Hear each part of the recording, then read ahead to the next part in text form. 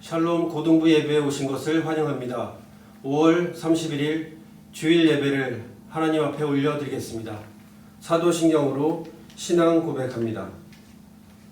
전능하사 천지를 만드신 하나님 아버지를 내가 믿사오며 그 외아들 우리 주 예수 그리스도를 믿사오니 이는 성령으로 잉태하사 동정녀 마리아에게 나시고 본디오 빌라도에게 고난을 받사 십자가에 못 박혀 죽으시고 장사한 지 사흘 만에 죽은 자 가운데서 다시 살아나시며 하늘에 오르사 전능하신 하나님 우편에 앉아 계시다가 저희로서 산자와 죽은 자를 심판하러 오시리라.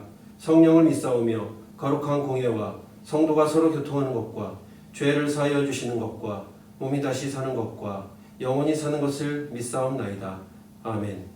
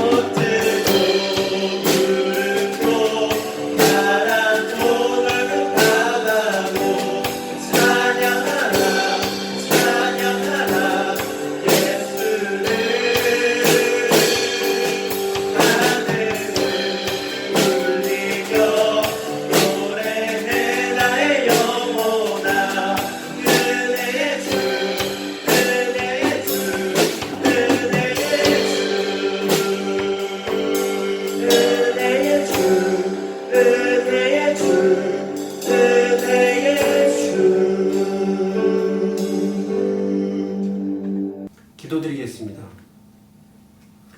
하나님 아버지, 우리를 사랑하셔서 지난 한 주간도 지켜주시고 은혜 주심을 감사합니다. 많은 사람들 중에서 우리를 자녀 삼아주시고 동도교회 고등부에서 함께 신앙생활할 수 있음을 감사합니다. 코로나19 위험 속에서도 우리를 지켜주시고 다시 학교에 등교하여 선생님과 친구들을 만날 수 있게 하심도 감사합니다. 하지만 지난 한 주간을 돌아보면 말씀대로 살지 못하고 더 기도하지 못하고 나의 뜻대로 살다가 좌절하고 실수할 때도 있었습니다. 이 시간 회개하오니 용서하시고 앞으로는 어떠한 상황 속에서도 주님을 바라보며 승리할 수 있도록 저희를 붙잡아 주시옵소서. 우리 고등부 지체들을 위해 기도합니다. 이 악하고 혼탁한 세상 속에서 말씀으로 잘 무장되어 세상의 빛과 소금으로 살아가길 원합니다. 성경에 요셉과 다니엘처럼 주의 영에 감동되어 정직하고 신실하게 주의 일을 감당하는 하나님의 사람으로 성장하길 원합니다. 고난을 통해 더욱더 하나님을 바라보게 하시고 기쁜 날에 여호와 하나님의 이름을 높이며 소외된 사람들을 돌아보며 함께 기뻐하는 사람들이 되길 원합니다. 항상 기도하면서 주님이 인도하시는 길을 따라 한 걸음씩 겸손히 나아가게 하시고 이 나라 정치, 경제, 문화의 모든 분야에서 하나님께 영광을 돌리는 사람들이 되게 하옵소서. 이 일을 위해 기도하며 말씀의 양식을 준비하시는 류길선 목사님께 성령 충만을 주시고 항상 주님께서 동행하여 주시고 말씀을 연구하고 가르치실 때 깊은 깨달음과 영감을 허락하셔서 교회와 학교와 가정에서 주님의 맡기신 모든 일들을 능히 감당하는 선한 목자로 세워주시옵소서. 그리고 부장 부감 집사님들과 선생님들에게 하나님께서 때를 따라 은혜 주시고 계획하는 모든 일들이 형통하게 하옵소서. 코로나19 백신이 하루빨리 개발되어 생활이 안정되게 하시고 오랜 질병으로 고통받는 학생과 선생님들에게 위로와 마음의 평안을 주시옵소서. 속히 병에서 회복될 수 있기를 원하며 지금도 살아서 역사하시는 예수 그리스도의 이름으로 기도합니다. 아멘. 하나님께서 오늘 우리에게 주신 말씀은 사도행전 6장 1절로 7절 말씀입니다. 사도행전 6장 1절에서 7절 말씀 함께 읽겠습니다.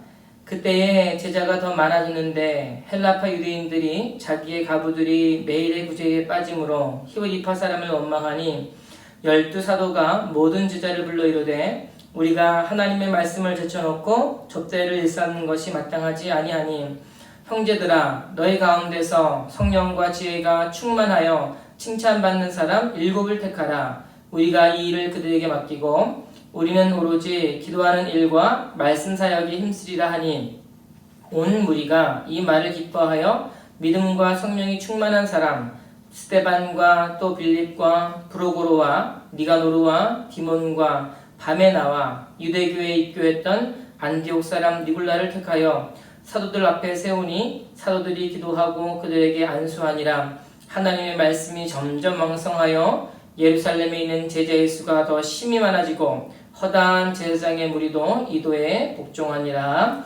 아멘. 저에겐 일주일을 살면서 참 고통스럽고 행복한 시간이 있습니다.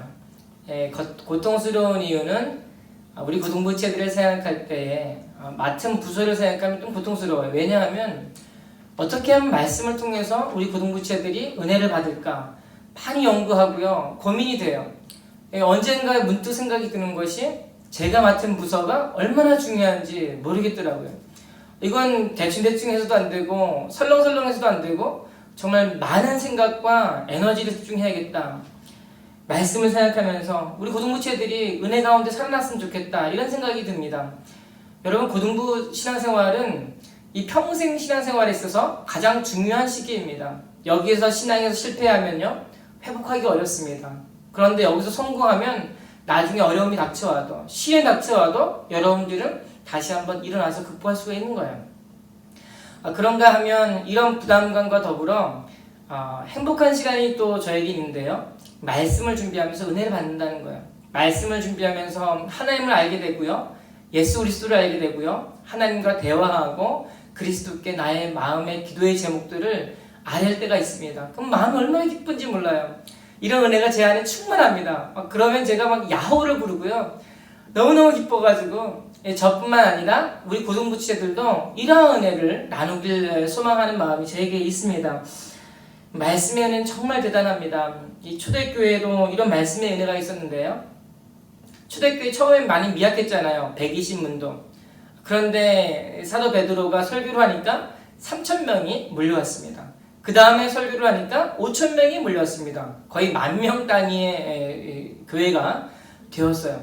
그런데 이 두 번은 초대교회 사도 베드로의 설교를 통하여 모였다고 하면요, 이제 좀 더 많은 운동들이 발생하기 시작을 합니다. 사도행전 5장 42절에 그들이 날마다 성전에 있든지 집에 있든지 예수는 그리스도라고 가르치기와 전도하기를 그치지 아니하니라. 뭐라고 얘기합니까? 전도하기를 그치지 아니하니라. 지난번에 기도운동, 나눔운동 이런 게 발생했잖아요. 근데 오늘 본문에는 전도운동이 발생한 거예요. 전도운동이 발생했습니다. 쉽게 말하면 사경회입니다. 사경회. 성경 공부 집회입니다. 한국 초대교회에서도, 한국 초창기 교회에서도 이러한 사경회가 있었습니다. 사경회가 어떻게 진행이 됐냐면요, 아침에 말씀을 듣고요, 성경 공부를 하고 은혜를 받습니다. 점심을 먹고 그 받은 은혜를 나누기 위해서 오후에는 전도를 나갑니다. 길거리에 나가고요, 아는 사람을 찾아가서 전도를 해와요. 그 사람들 데리고 와서 오후에 집회가 있다고 해서 저녁에 같이 데리고 와서 집회 말씀을 듣습니다. 그래서 초대교회는 부흥하기 시작했고요, 놀라운 부흥의 주인공 나라가 되었습니다. 그 사람들이 어떻게 전도해서 그분들을, 많은 이들을 데리고 올 수 있었을까 고민해 봤습니다. 뭐 때문에, 어떻게, 어떤 내용으로 전도했을까? 예수는 그리스도다. 예수는 우리의 희망이다. 그러지 않았을까요?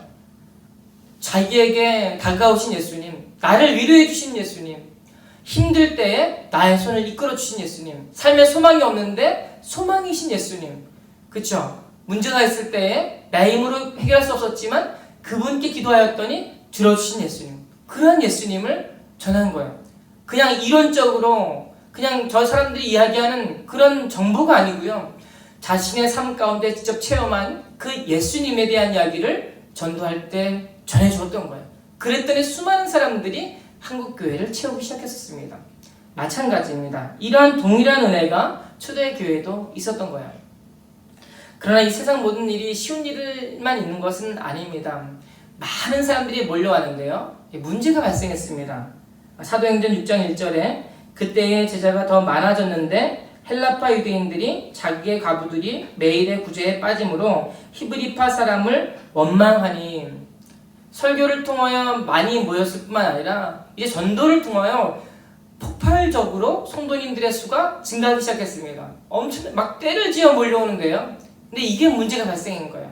그쵸? 성도님들은 나누어서 구제 활동을 했는데 이게 이 한계가 있지 않습니까? 적어요. 근데 너무 많은 사람들이 몰려오고, 주로 몰려왔던 사람들의 대부분들이 가난하고 아프고 연약한 사람들이었습니다. 그러니까 나누어 주는 데 있어서 공급에 문제가 발생한 거예요. 헬라파와 히브리파라는 구별이 나오는데요, 이것은 지정학적 구별에 따른 구분입니다. 헬라파 유대인이라고 하는 것은 헬라 지역, 헬라 문화권에 속한 히브리인들을 얘기했고요, 유대인들을 얘기했고요. 또 히브리파 유대인들은 히브리 지역, 특별히 이스라엘 지역에 살고 있는 유대인들을 의미했습니다. 이 둘 사이에 골고루 분배가 안 되어서 불만이 제기된 거예요. 참 은혜를 많이 받았는데요, 또 문제가 닥쳐왔습니다. 어떻게 문제를 해야 될까? 제자들이 이 문제를 해결하기 위해 먼저 사전회의를 거친 것 같아요. 사도행전 6장 2절에 12사도가 모든 제자를 불러 이르되, 12명의 사도가 어떠한 문제를 해결하기 위한 결론을 내려놓고 이 모든 제자들을 불러놓고 이야기를 하는 겁니다. 이로 보아 이들은 이 사전에 먼저 회의를 거쳤던 것 같습니다. 참 고민했을 것 같아요. 어떻게 이 문제를 해결할 수 있을까? 다 믿는 그리스도인들인데, 또 다 그리스도 안에서 한 형제자매들인데, 헬라파 유대인들이 자기네 과부가 구제에 빠졌다고 하여서, 즉 구제를 덜 받는다고 하여서 이 문제를 제기했습니다. 이 문제를 어떻게 해결할 수 있을까요? 사람이 싸우는 걸 보면 사실 한쪽 말만 들면 안 됩니다. 양쪽 다 들어봐야 되는데요, 이 문제는 양쪽 다 이야기를 들어봤을 때에도 문제가 해결되지 않을 때입니다. 이쪽도 들어보면 이해가 되고요, 저쪽도 들어보면 이해가 되기 때문입니다. 제 자녀가 요즘에 이제 초등학교 3학년, 1학년 이런데 한창 싸웁니다. 너무너무 싸우는데 이거 어떻게 말려야 될지 모르겠어요. 그래서 싸우면 이 첫째를 불러놓고 얘기합니다. 왜 싸우니? 뭐가 문제니? 넌 첫째인데 왜 동생한테 그렇게 해? 그러면 첫째가 이야기를 합니다. 이 문제가 왜 이렇게 발생했고 자기는 너무 억울하다고. 그렇게 억울하냐고. 그 다음에 둘째에게 제가 묻습니다. 야, 너는 둘째인데 왜 오빠한테 막 대들고 함부로 하고 그래? 오빠 말 잘 들어야지. 그러면 그 둘째도 마찬가지로 첫째처럼 그 합당한 이유와 변명을 대는 거예요. 그 두 이야기를 들어보면 제가 답이 없습니다. 어떻게 해결해야 될지 모르겠는 거예요. 제자들도 머리가 아팠을 겁니다. 자신도 처음 경험하는 거예요. 은혜가 쏟아지고요. 막 몰려오는데 갑자기 뜬금없이 이런 문제가, 생각지도 못했던 문제가 터졌습니다. 이 문제를 해결하기 위해 제자들은 먼저 함께 모였고 사전회의를 거쳐서요, 신의 한 수와 같은 답안을 마련합니다. 사도행전 6장 2절 하반절에 우리가 하나님의 말씀을 제쳐놓고 접대를 일삼는 것이 마땅하지 아니하니, 이 짧은 본문에서 이 제자들이 1차 회의를 거쳐 내린 결론을 두 가지로 살펴볼 수가 있습니다. 첫 번째는 우리가 구제일을 하지 말아야겠다라는 거예요. 우리가 구제일을 하지 말아야겠다. 헬라파 유대인들이 불만을 가진 이유는요, 히브리파 유대인들에게 더 많은 혜택이 간다는 이유였습니다. 그런데 생각해보면 제자들도 다 히브리파 유대인들이었습니다. 모든 지도부가 히브리파 유대인들이에요. 아무리 공정하게 분배한다고 해도 헬라파 유대인들은 불만이 있을 수 있다라는 거예요. 그래서 히브리파 유대인들인 제자들은 일단 이 구제일에 끼지 않기로 합니다. 우리가 해야 할 문제가 아니다라고 다른 제자들에게 그 일을 넘겨주죠. 둘째, 제자들은 이게 진짜 중요한데요, 하나님의 말씀에 집중해야 된다라고 이야기를 해요. 이 밑에 히브리파 유대인, 헬라파 유대인들이 생긴 문제로 해결해 달라고 얘기했는데 제자들은 하는 말이요, 우리는 말씀에 집중해야 된다라고 이야기하고 있습니다. 왜냐하면 하나님의 말씀을 통해 은혜가 흘러가기 때문입니다. 생각해 보세요. 상상이 되십니까? 수많은 사람들이 몰려오고요, 구름대같이 벌떼같이 몰려들기 시작을 합니다. 이제 한번 설교를 하면 예루살렘 성전을 가득가득 메우고요, 막 전도운동이 일어나고요, 나눔운동이 일어나고요, 온 세상의 사람들이 기독교인을 칭찬하고요, 주체할 수 없는 일들이 발생한 거예요. 정말 지도부 중에 지도부가 아니면 해결할 수 없는 문제가 발생했습니다. 이때의 제자들이 어떻게 할 수 있었을까요? 그들이 무슨 탁월한 행정 능력이 있었습니까? 특별히 리더십을 배운 것도 아니었습니다.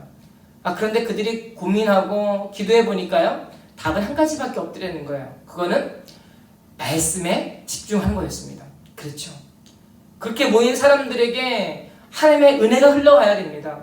문제가 발생했을 때에 소요를 끄기 위하여서, 무엇보다도 그들에게 은혜가 지속적으로 충만하게 하기 위하여서 말씀의 은혜가 흘러가였습니다.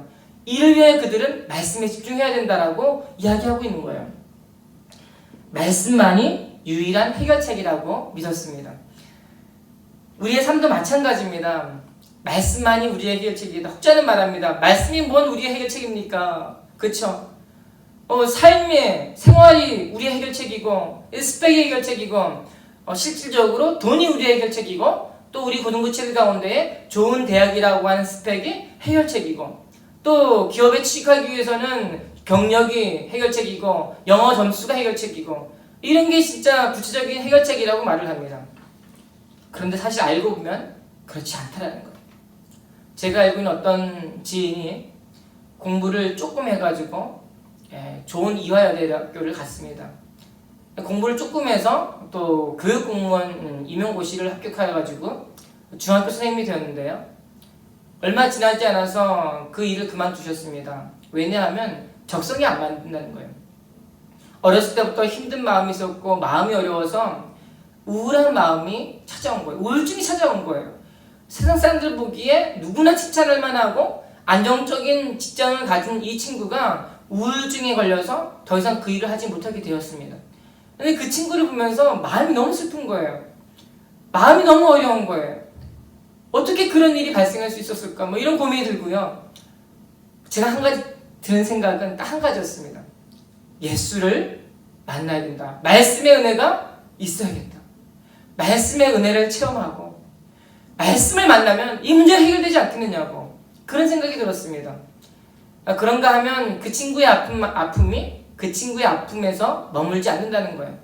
그 친구의 어려움으로 인해서 정말 가슴 아파하고 눈물을 흘리는 사람이 있습니다. 누굴까요? 부모님이에요. 엄마예요. 아버지입니다. 부모님은 그 친구의 아픔을 통하여서 마음 가운데 늘 담고 살아야 되는 거예요. 그러니까 말씀이 유일한 해결책이라는 결론을 밖에 낼 수가 없었습니다. 여러분, 이게 누구의 문제입니까? 저기 멀리 있는 마음의 외로움을 느끼는, 슬픔을 느끼는, 우울함을 느끼는 그 친구의 문제일까요? 아니라는 거예요. 이 자리에서 말씀을 듣고 있는 우리 고등부채들이 함께 경험하고 있는 문제가 아닙니까? 저는 여러분 다 알지 못합니다. 말도 많이 나눠보지 못했어요.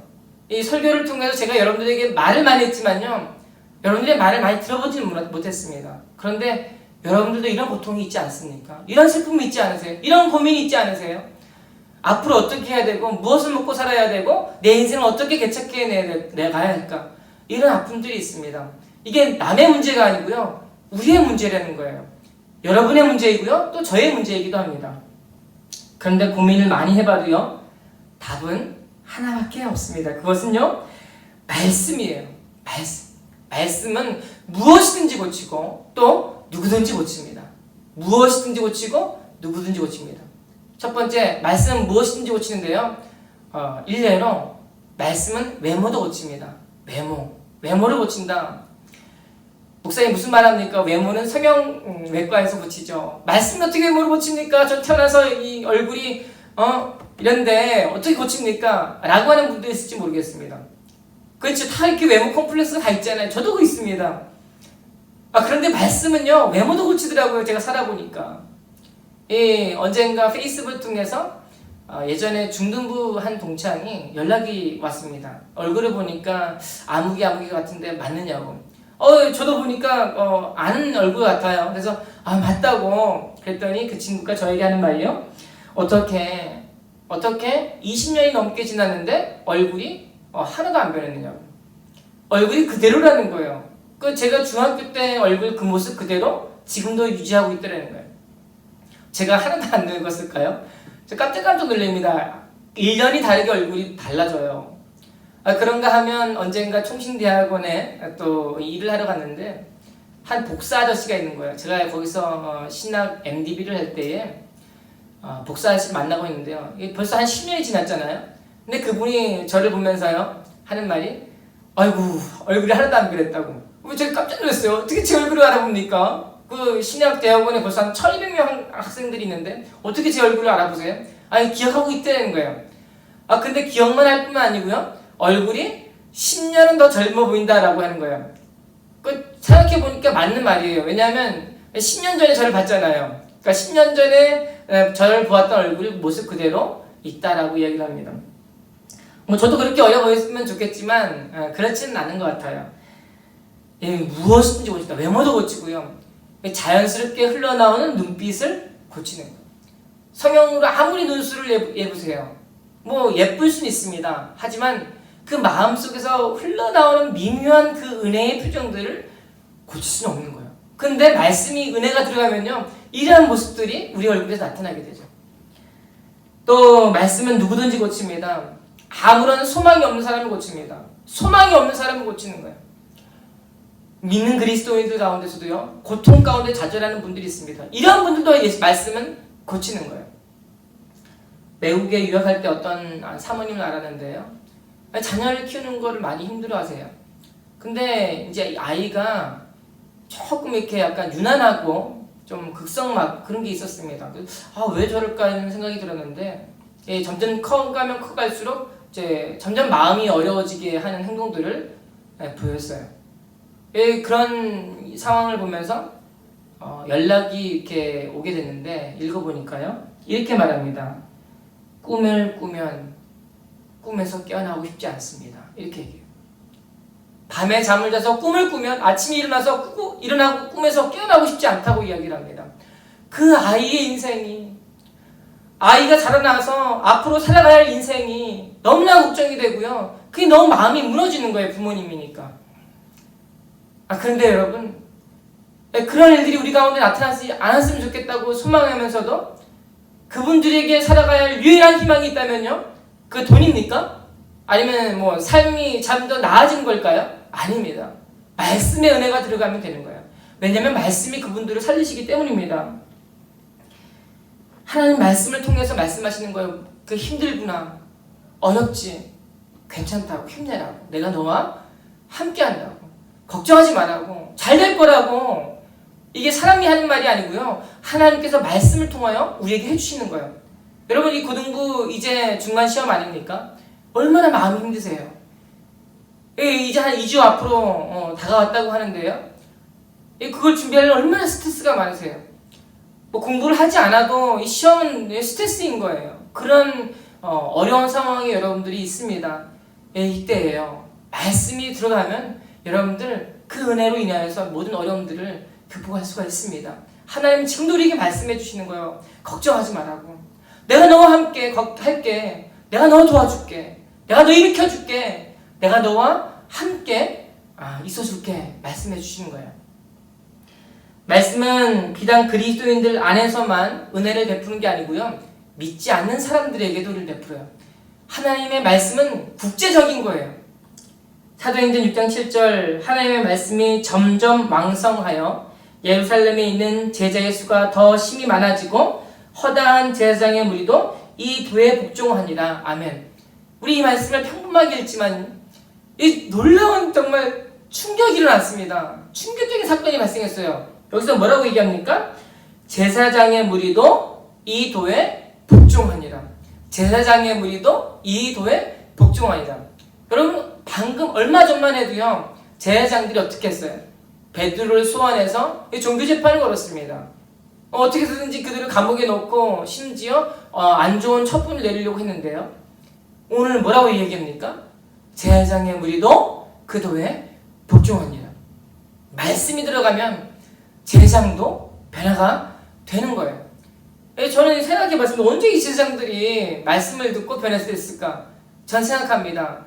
베드로가 법정에 섰을 때에 말씀을 전했잖아요. 그리스도의 부활에 대한 증거를 태어나면서부터 일어나지 못했던 사람과 말씀을 통해 입증했지 않았습니까? 그 말씀이 들어가니까요, 제사장의 무리도 복종하는 거예요. 오늘날로 이 제사장은 어떤 사람을 이야기할 수 있을까요? 기독교를 박해하고 싫어하는 사람, 기독교에 시험 들고 상처받는 사람, 기독교에 상처받아서 기독교를 혐오하고 흉보는 사람, 이런 사람들이 다 제사장의 무리라고 할 수 있을 거예요. 이런 사람들이 말씀이 들어가면 회복이 됩니다. 다른 게 없어요. 말씀이 들어가면 그들이 회복이 되는 거예요. 저는 이런 고등부를 꿈꿉니다. 여러분들과 함께 이런 고등부들을 만들어가길 소망합니다. 제가 무슨 능력이 있습니까? 제가 항상 말하지 않습니까? 저는 언변이 부족하고요, 외모도 부족하고요, 뭐 생긴 것도 부족하고요, 말도 잘하지 못합니다. 또 그러니까 여러분들처럼 말하는 게 센스가 있었으면 좋겠는데 그것도 있는 게 아니고요, 재치 있게 말도 하고 싶은데 그게 안 되는 사람입니다. 생각이 얼마나 이렇게 좁은지 여러분들처럼 유연하지도 않습니다. 그런데 저에겐 꿈이 하나 있습니다. 이러한 고등부가 되기를 꿈꿉니다. 오늘날 사람들이 이야기합니다. 부흥의 시대가 지나갔다. 그죠? 전도에도 전도가 되지 않는다. 현실적으로 틀린 말은 아닙니다. 맞는 말이에요. 그런데요, 꼭 그런 전도의 어떤 현상이 나타나기보다는요, 우리 마음 가운데 이런 꿈이 먼저 회복되기를 원합니다. 꿈은 없는데 방법을 논하면 이게 해결될까요? 아닙니다. 여러분, 이런 꿈이 있으면요, 이게 결과고요, 이게 부흥의 열매입니다. 이러한 꿈들을 우리가 소망하길 원합니다. 그래서 이런 일을 하고 싶은 거예요. 여러분들과 함께 이 꿈을 공유하고, 우리 고등부 정말 제가 맡으면서 너무 무겁게 느껴지는 거예요. 제가 하면 할수록 내가 지금 이게 맡은 부서가 얼마나 중요한지 지금 하나님 앞에서 부들부들 떱니다. 그냥 하면 안 되겠다. 이건 대충 해서도 안 되겠다. 정말 나의 모든 혼신의 에너지를 쏟아 부어야겠다는 생각이 듭니다. 이 코로나 바이러스가 끝나면 여러분들 앞으로 어떻게 신방을 하고 어떻게 찾아가서 밥을 사주고 이런 계획을 제 마음 가운데 하고 있습니다. 어떻게 함께 기도를 하고요, 함께 전도를 할까? 뭐 이런 생각이 제 안에 가득합니다. 이런 꿈을 여러분들과 함께 나누고 싶은 거예요. 이런 꿈을 꾸고 이런 꿈을 가지고 우리가 고등부를 졸업했으면 좋겠습니다. 이런 꿈을 가지고요, 우리가 이 청년부로 올라갔으면 좋겠어요. 이게 제 사명이고 제 목적입니다. 이러한 꿈을 여러분들에게 심어주고 함께 이 초대교회에 나타났던 전도의 운동들이 우리 가운데 나타나기를 원합니다. 전도하기를 원합니다. 말씀의 은혜 받고 저 하나님을 알지 못하는 사람들을 주님의 품으로 인도하기를 원합니다. 혹 이 자리에 마음이 너무나 어렵고 예배 생활하는 것 자체가 어려운 친구들이 있을 수 있습니다. 하나님이 계신 건지 안 계신 건지 모르는 친구도 있을 수 있습니다. 죄책 끝감 때문에 날마다 교회를 하는 친구들도 있을 수 있고요. 또 신앙 때문에 교회에 억지로 나온 친구들도 있습니다. 그런데 여러분, 말씀을 경험하시길 바랍니다. 말씀의 은혜를 경험하시길 바랍니다. 말씀을 통해서 하나님 만나시고요, 예수님 만나시기 바랍니다. 이러한 꿈이 우리 고등부 가운데 꽃피기를 소망합니다. 구약의 이스라엘, 소망이 없던 이스라엘 백성들, 하나님을 믿는 이들은 위선으로 가득하고 많은 이들이 성전을 떠나고 예배를 떠날 때에 하나님이 에스겔에게 보여주신 환상이 하나 있습니다. 에스겔서 47장 1절에 그가 너희를 데리고 성전 문에 이르시니 성전의 앞면이 동쪽을 향하였는데 그 문지방 밑에서 물이 나와 동쪽으로 흐르다가 성전 오른쪽 제단 남쪽으로 흘러내리더라. 이게 무슨 말입니까? 물을 얘기하는 게 아니고요, 물은 메타포입니다. 은유이고요, 말씀이 성전에서 흘러나와 온 이스라엘을 덮을 것을 지금 에스겔에게 하나님께서 환상을 통해 보여주고 계신 거예요. 부흥을 꿈도 꿀 수 없었던 시대입니다. 근데 에스겔에게 이 꿈을 보여주셨어요. 말씀의 은혜가 온 땅을 뒤덮을 것을 꿈을 보여주셨습니다. 여러분, 우리는 이 꿈을 갖기를 원합니다. 이 꿈을 가지고 부흥의 불길이 우리 고등부 가운데 임하기를 소망합니다. 말씀이 들어가면 불가능이 없고요, 말씀이 우리 속에 왕성하면 여러분들 마음 가운데 상처가 회복이 되고요, 은혜가 있고요, 소망이 없던 친구들이 소망을 가지게 되고요, 믿지 않는 사람들에게 전도를 하게 되고요, 그들과 함께 나의 삶을 나누게 되고요, 그들의 아픔을 나와 함께 공유하게 되고요, 그들을 위해서 기도하게 되는 거예요. 이러한 은혜가, 이러한 소망이 우리 고등부치들에게 있기를 원합니다. 이 소망을 경험하고 고등부를 졸업하세요. 이 소망을 한번 경험해보고 청년부로 올라가 보세요. 사람들에게 신앙에 대한 이야기를 할 때에 이런 경험을 가지고 이야기해 보시기 바랍니다. 하나님 만나는 거, 내가 믿는 하나님, 내가 만난 하나님, 나에게 소망을 주신 하나님, 나의 아픔을 회복시켜 주신 하나님, 그러한 은혜를 우리 고등부에서 누리기를 소망합니다. 말씀이 왕성하여 전도하고 부흥하는 우리 고등부가 되기를 주님의 이름으로 소원합니다. 기도하겠습니다. 하나님 감사합니다. 오늘 말씀을 통해서 우리 고등부체들이 말씀의 은혜를 정말 경험하고 그래서 우리 삶 가운데 저 많은 사람들에게 복음을 전하기를 원합니다. 그러한 은혜를 우리에게 허락하여 주시옵소서. 고등부를 졸업하기 전에 이러한 은혜를 경험할 수 있게 하여 주시옵소서. 이런 꿈을 소망하게 하여 주시옵소서. 예수 믿지 않는 사람들이 주님의 품으로 돌아오는 것을 경험하게 하여 주시옵소서. 예수님을 만나는 것이 무엇인지를 간증할 수 있게 하여 주시옵소서. 나의 고백으로 주님을 찬양하고 정말 춤을 추며 나의 마음 가운데 우러나는 사랑과 은혜로 기쁨으로 주님을 찬양하는 우리 고등부가 되게 하여 주시옵소서. 예수님의 이름으로 기도하옵나이다. 아멘. 고등부 강고입니다. 우리 말씀을 통해서요, 우리 고등부가 정말 말씀이 왕성하여서 부흥할 수 있게 해주십시오. 우리 마음 가운데 이러한 소망이 있길 원합니다. 두 번째, 이제 온라인 예배가 오늘까지입니다. 다음 주에는 우리가 함께 모임 예배를 드릴 텐데요, 믿음으로 마스크도 하고 완전히 위생 철저하게 준비하셔가지고 함께 모여서 예배하기를 원합니다. 저는 여러분들을 함께 맞이하면서 고민해봤습니다. 어떻게 여러분들에게 인사를 나눠야 될까? 무슨 말을 해야 될지 모르겠더라고요. 제가 항상 얘기하는 것처럼 저는 말주변이 없는 사람입니다. 어떻게 말해야 할지 모르겠지만 다른 건 몰라도 내 마음 가운데요, 마음으로 인사하고 마음으로 말할 수 있잖아요. 이러한 마음으로 정말 우리 고등부 예배, 모임 예배 사모해 주시기 바랍니다. 우리의 신앙이 회복이 되기를 원합니다. 헌금은 온라인 계좌로 보내주시기 바랍니다. 헌금하실 때에 본인의 부서와 이름을 써주시기 바랍니다. 기도하겠습니다. 이제는 우리 주 예수 그리스도의 은혜와 하나님의 무한하신 사랑과 성령님의 위로 임재 역사하심이 이제 주의 말씀을 듣고 우리 마음 가운데 말씀이 왕성하길 원합니다. 말씀이 왕성하여 아버지 정말 내 마음속에 부흥의 열매가 정말 부흥을 꿈꾸는 그런 열망이 있기를 원합니다. 이런 소망을 우리에게 허락하여 주시옵소서. 결단하고 다짐하는 우리 모든 고등부채들과 그들의 가정과 학업과 시험과 그들의 생활 가운데 이제로부터 영원토록 함께 계실지어다. 아멘.